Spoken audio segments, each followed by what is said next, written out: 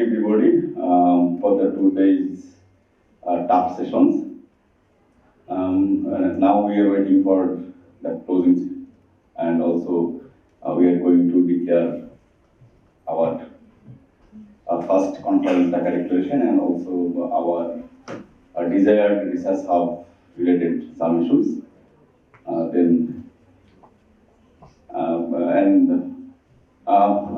Before the Dhaka Declaration, I am going to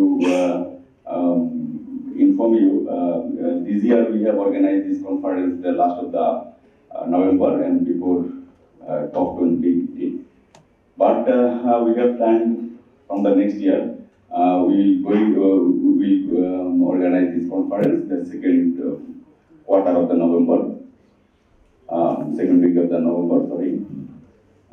This is our plan, and I hope in near future we will get all of you in this conference. Based on the participants' suggestions and some of our experts' opinion, we have just drafted this Dhaka Declaration.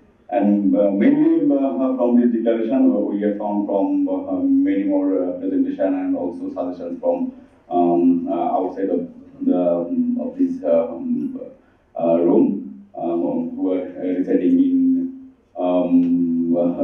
Nepal, Bhutan, India, and also Sri Lanka. We have get many more information. So our main objective of this conference to launch a South Asian Research Hub. Many of the organizations in Bangladesh, India, Nepal, they have tried many more times, especially for NGO networks, civil society network. But we have found from the last couple of years, there is no research-based any network or any hub in South Asian context. And one of our presenters in the last session mentioned in Nepal also there is no information, available information, and also same feedback we have found from Bhutan, also from India. And in Bangladesh, there are some distinguished persons are here in there and also in front of this here. They also know we also suffer from information, and we have found Dr. Munir can explain this more better. Though developing countries highly vulnerable for climate change, and many people of these developing countries like South Asia or African countries are suffering from climate vulnerabilities, climate risk. But many of the, mostly almost 90 to 95% scientific articles are producing from developed countries, and these are the reference articles are using in IPCC or any other international platform. In Bangladesh, we expect to develop many of the young researchers, but unfortunately, our experts also say they don't get any.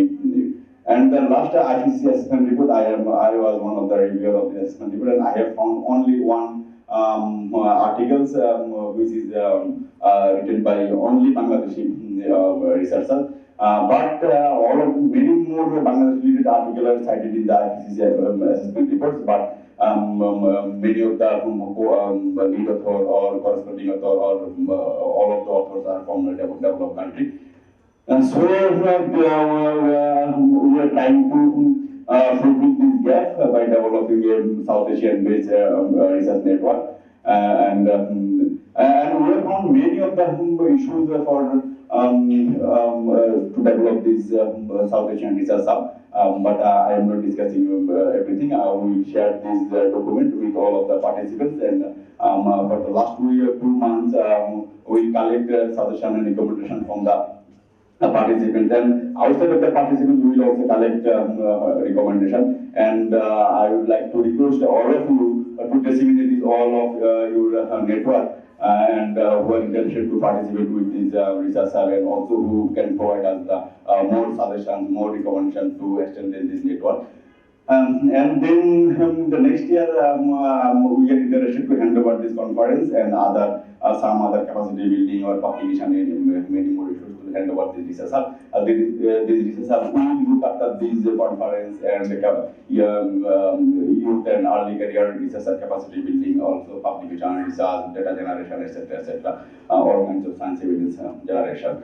So just now I would like to share the our initial governance structure for this research hub, and please. South Asian Research Hub at this moment, Center for People and Environment has planned to develop this research hub, and for this research hub mainly we have organized this conference to disseminate the information in South Asian countries and also experts from South Asia and Bangladesh. Many of the organizations have participated with us from Bangladesh and also India. And one global network also participated with us in this conference. From my side, I like to express thanks to this organization, and also I like to inform that we are interested to go forward with these organizations in the future in terms of South Asian Research Hub and also other scientific knowledge generation. Next. Our main objective of this research is to promote climate resilience in South Asian countries by generating, disseminating scientific evidence. In Bangladesh and also in other South Asian countries, there is a lack of scientific evidence in terms of climate change and cost-cutting issues. There are a lot of extra information, but these are not gathered in a proper way. So we are interested to disseminate this information, to collect this information, to collect this information, and also to inform the policy level or researcher and global level about these issues, and also to build capacity of early and mid-career researchers on South Asian common agenda of climate change. Our special focus on climate change, there are some cost-cutting issues. We also like to develop capacity of early career and mid-career researchers from the South Asian on some South Asian common agenda to foster these issues in the policy level or practice level, etc., etc. We have primarily we have identified some thematic areas for this research. Sea level rise in coastal ecosystem, nature-based solution, local land adaptation, climate migration, human security, climate and health nexus, biodiversity and food security nexus, and also resilient city. This is our seventh thematic area, very lucky seven, and we can incorporate other issues if you think. And our governance structure, we have planned one chief advisor. Maybe we can decide later who will be chief advisor, and it will depend on the all other member.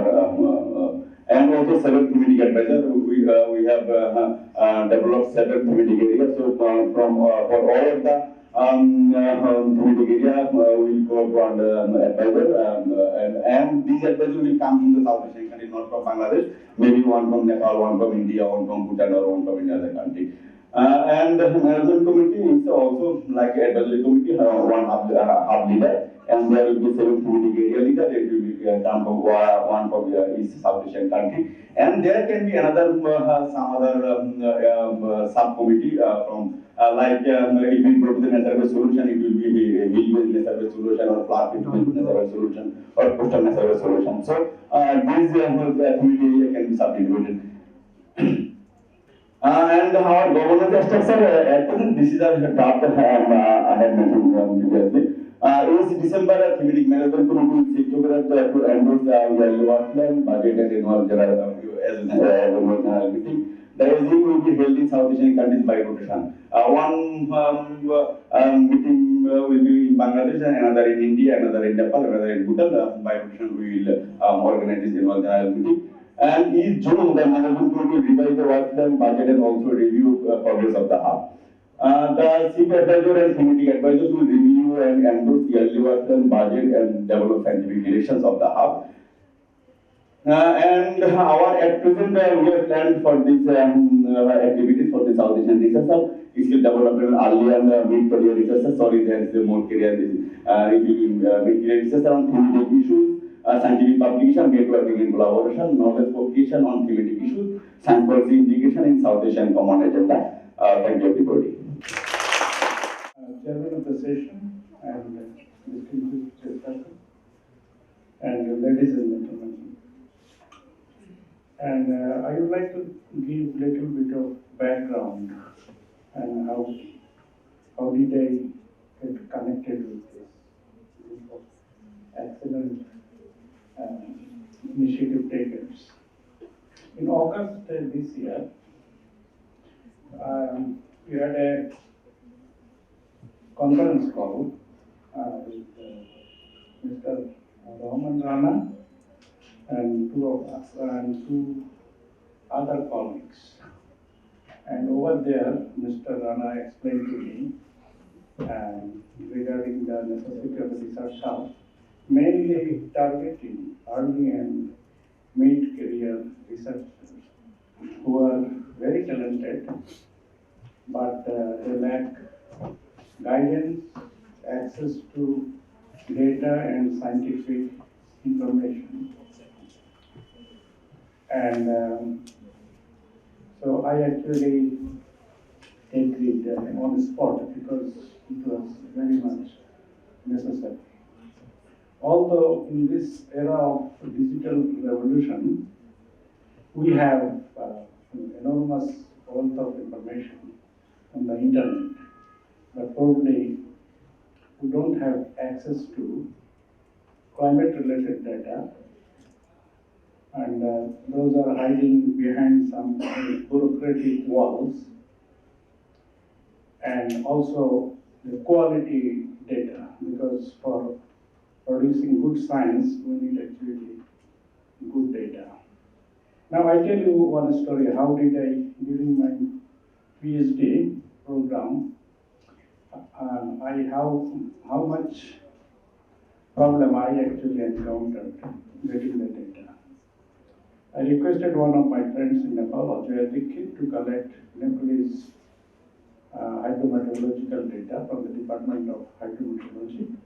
So he bought all these books. But he went to the post office, and post office declined to actually send it overseas. And because said that you cannot do it simply. So I told him, you try FedEx. It went through.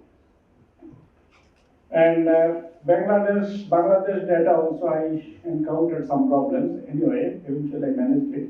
But data from India was really problematic to get through. And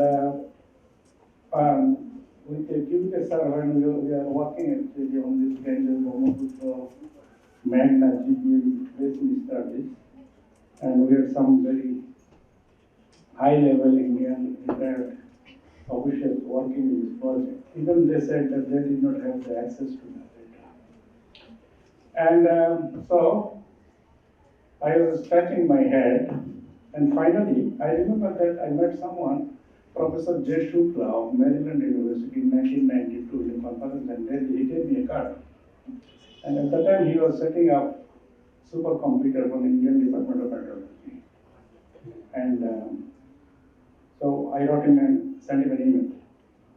I was waiting, and after a month I got the response that he has the data to share only for scientific research.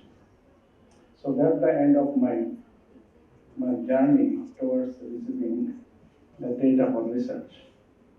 Over the years, things have improved, but I still believe that there are many obstacles to get the data for scientific research.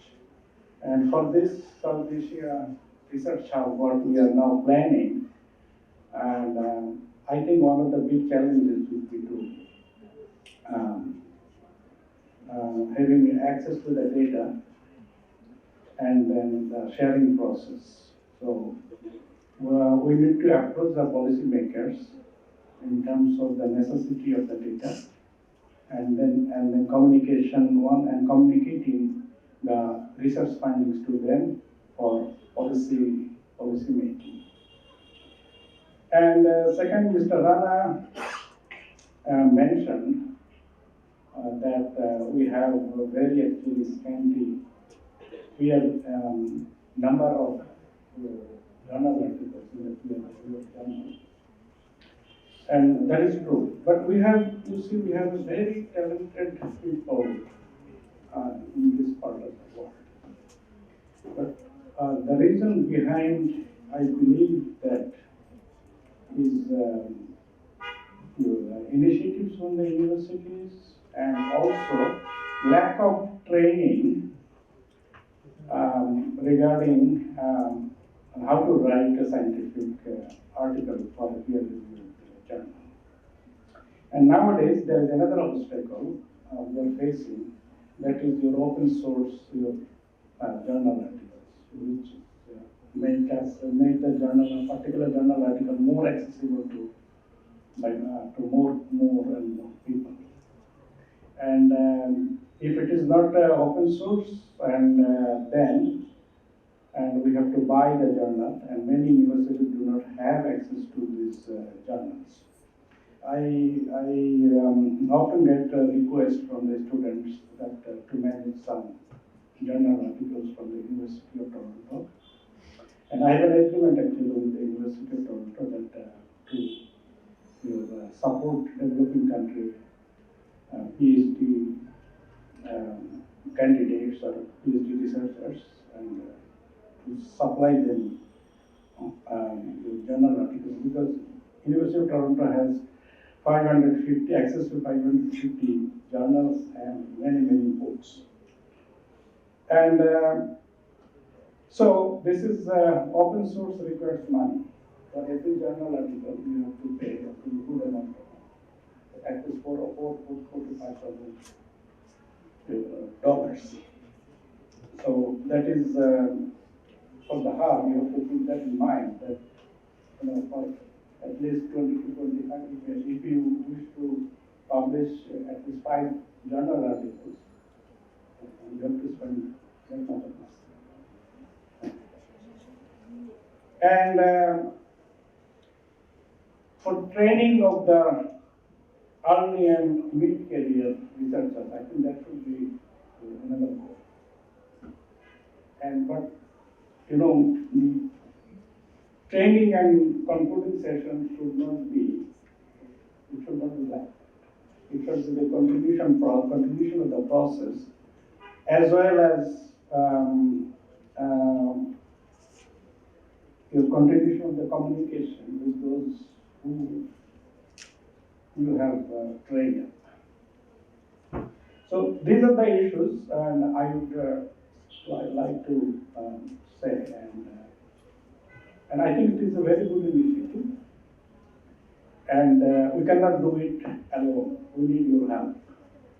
We need your guidance, and we also need support from the policymakers, those who have access to the policymakers, and we need their support as well. But what I strongly believe that you see, many good initiatives in this world actually started from scratch.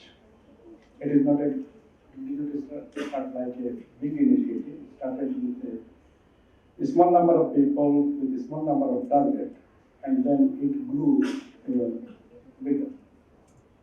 So I had a little discussion with Mr. Rama that yes, we will start it with small, and then we have a plan, a strategic plan that will with a certain target to achieve in next 5 years, and build.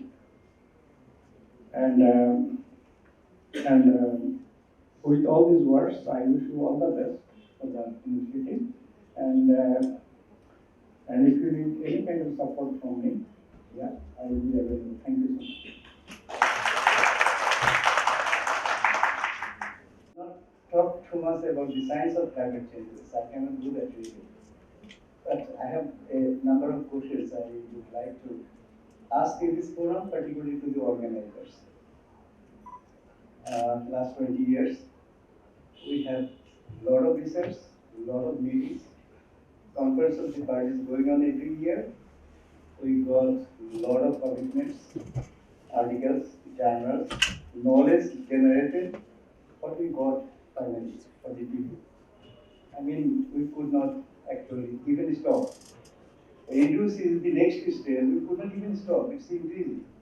So, now, if we see this forum, this session in particular, I have a feelings when people are here kind of obligatory presence, not very enthusiastic. I mean, if it was a cultural program, possibly in this campus, we could not even prevent people to come in. So the question is how we can popularize this science, how we can communicate this to the people who are mostly affected and who can really do something. I mean, the scientists and researchers are doing their best for generating knowledge, working on the causes of the climate changes, but how we can communicate that to the people. Because the decisions maker in the world take decisions never implements, make big commitments, never invest on that. So this is the people again can do something because in Bangladesh if we consider 160 million people, everybody can do a little bit if they are properly aware, have that motivation to do something for themselves, for their generation, for their country. So my ask today is only how we can take this to the people, more and more seminars, symposiums, fair kind of mobilization with the people who really can do something for this climate change. So organizer can think about popularizing science communication to the people. That will be great and that will really give us some result. I am very much thankful to CP. If I say it is a very timely initiative, possibly that will be wrong because we are running late, but late never we can stop ourselves. We need to start somewhere and go forward. So, taking this science lesson, knowledge to the people, and inspire the people to come back and contribute to stop climate change impact and mitigate climate change. Thank you very much. It's the seventh year at UKSI and the others, and all my friends and colleagues who are here. I will echo Masud's last message actually. That science to the community. And it's not that difficult if we have the will to do it. Main challenge is we are generating science for the scientists. Yes, definitely, because scientists need science. But as every action, today we have papers on nature dissolution. I was sitting there. Nature dissolution is science. Definitely a science. And it's true that rural community, even the urban community, who are implementing those nature dissolution, or who has the need of having a nature-based solution, has not sufficient information on the interaction among the elements of nature. And another challenge nowadays, because of the climate change, the traditional knowledge is no more sufficient to perform the real action. I always use one example, and must be can help me in this. Amedhan Tetuleban. This is very common in Bangladesh, Nepal, and in Sri Lanka, the Khonar region. Unfortunately, this is not that popular in India. So Amedhan Tetuleban, it was written as the Khonar region, the parts of Khonar, in the book, textbook of Bangla Academy. I found the opposite of that. Tetuleban means totally reverse. So why? And to a scientist, it's quite true because behavior is like bit like this due to the climate change. Climate change makes it uncertain. What Anna said, it's right. If we say it in a different way, even it is. So those are the challenges. So we need to generate science now and translate the science for the local community. So from this unfolding emerging issues in the context of changing climate scenario, I was, because sir was not in first day, I request sir once again. There are a number of unfolding examples now.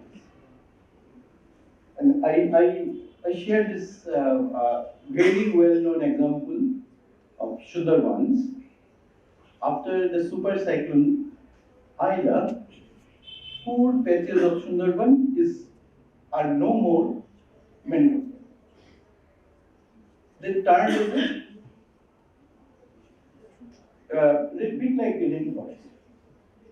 No character of mangrove. And so this is the unfolding issue. Everyone knows Sundarban as mangrove, but 4 patches not there. Even the diseases, there are many new diseases. Okay? Regarding this bacterial disease, we always say, okay, biological barrier has been overcome. So one mosquito that carries dengue or malaria in Bandarban easily can fly to them. But the challenge is, this is not only for the mosquitoes. There are many other vectors. So many crops in Bhutan and India is actually in their production, the decline is that serious, which I told in one of our adda, that what happened to the cropping pattern. It's made the cropping cycle smaller. It's reduced the time. Those are the challenges. So we need knowledge from different parts of South Asia. So that's our objective. And from this knowledge hub, Rana shared that we will have the capacity building. That's the capacity building is not to build capacity of an individual. The objective of capacity building is creating a fellow feeling among the South Asians. If I'm flooded because of the high melting in Nepal, my friends in Nepal will feel sorry for me. If I'm giving some ash to the Indian part of Sundarban, I will feel sorry for that part. So my request to all of you today who are here, that we will at least keep our friendship in future and for the betterment of the people of South Asia. And the people means who are living in the remote village of Pagoda on the foothill of Crystal Mountain of Nepal in Islam of Delhi. Thank you. Okay, let me describe our experience. I was reading from undergraduate, a regional cooperation effort, and 1 month time, I have not been in and two friends from India have booked George and Tamusanyaya. Everybody is from India. So we are a team, different team. Our goal was to promote water based cooperation. This region is connected by regions. And therefore our purpose to develop water, region, cooperate from the start of the university basin water. But anyhow, we tried first, of course, we couldn't go into that. We tried smaller things and produced a book in 1994.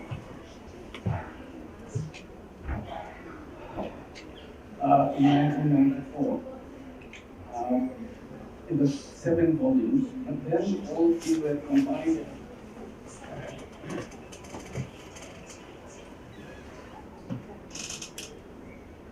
and one book is produced. It was the first book on climate change. Most of them published by Kua, and the implications of climate change and sea level rise for Bangladesh. Our part. And then there were 3 other books. One was cooperation. First one, converting water into wealth. That was the first book ever produced by regional authors together. And it was difficult. I give you just one example in understanding how difficult it was, even for scientists, even for people, not only physical scientists, but social scientists also in that. This stuff, how do you spell this in Bangladesh? T-E-S-E. In India, T-I-S-T. We couldn't execute that. So it was Ista slash Ista. So that's the level of misunderstanding. In the history, our history is a very difficult history. The way India became independent, the subcontinent became independent, and the countries came out of the Pakistan, they had all these activities, killing each other and so on. So that history we never been able to forget somehow. Some of us have, but others have not. The other problem in this region, cooperation is bureaucracy. They create all kinds of problems. In Bangladesh, in India, in any other country you talk about bureaucrats. If they are the implementers, policymakers are politicians, it's easier to deal with them. I have found in my own experience. It's very difficult to deal with bureaucrats. There are one type of bureaucrats, they go by the rules. And the rules is pondering, it's not quick action. So it goes on days after days. They are not doing something which is not in their book or underhandling. They're doing it right, but it will take time, long time. For example, there was a set of data in Bangladesh we wanted to access, but it was not accessible. So we went to the secretary of the Ministry, Environment Ministry. He said, no, it's secret, we cannot. Unfortunately, it has not been released by the government for public use. And I know him, okay, but still, he would not give. Then we found it from the World Bank. It's just easily. So the bureaucracy, he knew we could access it from elsewhere, but he didn't. In India, Ramaswamy Iyer told me, when he was secretary of the Indian Water Secretary, there was a research under his guidance, and a report was produced. So after his retirement, he needed that report. So he went to his successor and asked for it. He said, sir, you know the rules. I cannot give you. So this is bureaucracy in Bangladesh, and it has not changed. Believe me, it has not changed. In some cases, it has become worse. So this is one of the cooperation, even the data exchange, which I was talking about. It's difficult, it's still difficult. But of course, now you have satellite and all kinds of things you can access. When we did from 1990 to 2001, it was more difficult. But now it's easier. You can handle that part properly. It may take a little while, but you can do it. But then the other part, find a group of people from the regional countries to be able to work together, give the time, and access finances. That's not very easy to solve. This is becoming more difficult now for South Asia because the money that used to come from West is shrinking. Now we have to generate our own funds within the country. For example, even in Bangladesh, money used to come more freely from international agencies. But now Bangladesh has a higher income and it is more restrictive. In India, it has been always. But India at that time could generate funds from their own resources. When we did research, we were not able to.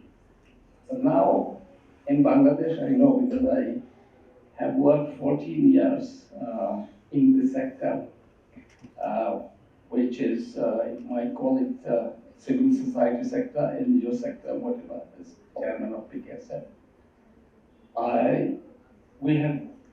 We had resources which we could provide, and this was our own resources. Some, of course, from international agencies, but others generated within the country. This is the largest rural development organization. But there are no others. I don't know about Nepal and India if you could access resources. Then the other problem, again, Mirza mentioned, you need some trained people, facilities for training, and guidance to researchers. That's extremely important. Within Dhaka School of Economics, we try to guide students because our intake is small, so that we can give individual attention to each student. And also those who are able, we also train them in research as well, or just in conceptual development and so on. In other universities, I don't want to name any university, but in the class there are how many, 150, 200? You can't even exchange with the students' ideas, let alone giving them enough support in developing their skills, in understanding, first of all, the issues, science and its implication, and also in terms of skills for research. Now, it may have some institutions like this, you can bring in some people. I think it's a very good idea to do so, if possible. And if it can be done regionally, that's a lot better. Then to get the ideas accepted by the policymakers, that's the other aspect of it. It's difficult. And we produced all those books. 3 books actually we produced. One was Cooperation in the Eastern Himalayan region, and there was Cooperation of Sustainable Development in the Eastern Himalayan region, and one was Converting Water into Both in this, and the other one is Climate Change. So we produced those and then provided to the policymakers. I give you one example. We used to have a launching ceremony in all the countries of any publication. One, we were doing it in Delhi, and the secretary was the chief guest there, Secretary of Water Resources at that time, predecessor of Ramaswamy Iyer. So he came in, he said, well, I received your book. I gave it to my joint secretary or something. They will bring it to me. They will study and bring it to me, the contents of the book, and then we'll see what we can do. He had 2 more years to retire. I told him, that's fine, but why don't you join us when you retire? He did join us actually, but then he was talking differently. No longer that bureaucratic sense. So experience good, we were able to generate some ideas. For example, the regional electricity connections. It was our idea in that time. Well, water-based hydroelectricity from Nepal and Bhutan. Now it is succeeding a little bit. I think Bangladesh has succeeded. Many other ideas we provided, but navigation is another one. Ganges Treaty. That also, I think, it came out of our research. We provided just at that time we completed. So some successes were there. Therefore, I encourage you. We achieved at that time some success, and now the situation has changed. It's much better in one sense. Because cooperation, we talk a lot more than when we started in 1989. In fact, there was cooperation word could not be mentioned in South Asia. But slowly it broke. That ice has broken. And now, of course, whether we do or not, but we talk a lot. And therefore, I encourage you what you are trying to do. But get a group of people who are interested to spend time long enough to become real experts, or just 2 years or 3 years and then go away. If they're really interested, if you can find those people, that will be very useful. And then, of course, you need to have people like Mirza and yourself guide them so that they can achieve a level of expertise which they can apply in research. Now, the other last issue I'd like to mention is one is just you have mentioned, discussed there, just scientific research, but be it social science, be it physical science. You research and you produce books, you produce articles in books and so on. That's one purpose. That's you want to do that. But whether it will be applied or not, that will depend on a different set of people. You can do this, you can't do the other thing. Because I have spent all my life in both research and sometimes, research mostly, research and teaching, but sometimes I participated in policy making. I didn't make the policy, but I participated in the process, and I saw how difficult it is. So if you expect that I have produced, when I was younger, I did actually, I produced a very good result, and I have got so beautiful conclusions, which can be and must be implemented. If you say that, you will be frustrated. Your job is to produce those, and those who will use it, it's up to them whether or not, but you can try and influence them if you have opportunities. And I have had many opportunities to try and influence them. In some cases I succeeded, in others I have not.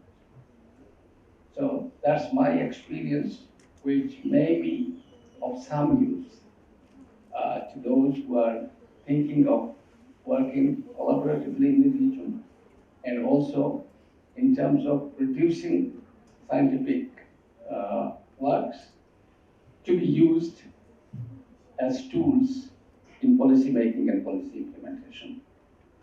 Thank you.